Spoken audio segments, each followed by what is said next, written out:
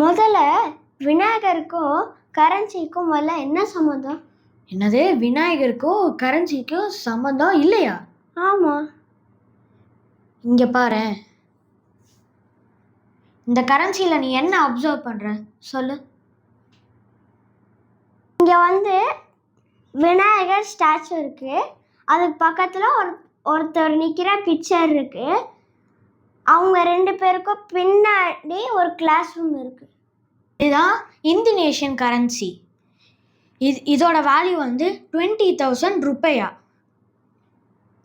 இங்கே ஒருத்தர் இருக்காரு, இவர் பேர் தான் கி ஹாஜர் தேவந்தரா.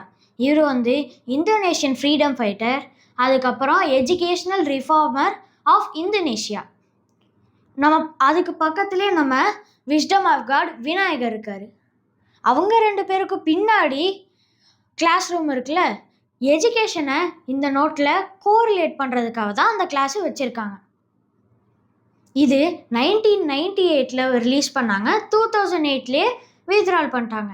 நீங்கள் பார்க்கணும்னா இந்தோனேஷியாலாம் போக வேணாம், இங்கே பிள்ளையார்பட்டியிலேயே செட்டியார் மியூசியம் போனால் போதும். நாங்கள் எல்லோரும் அங்கே தான் பார்த்தோம்.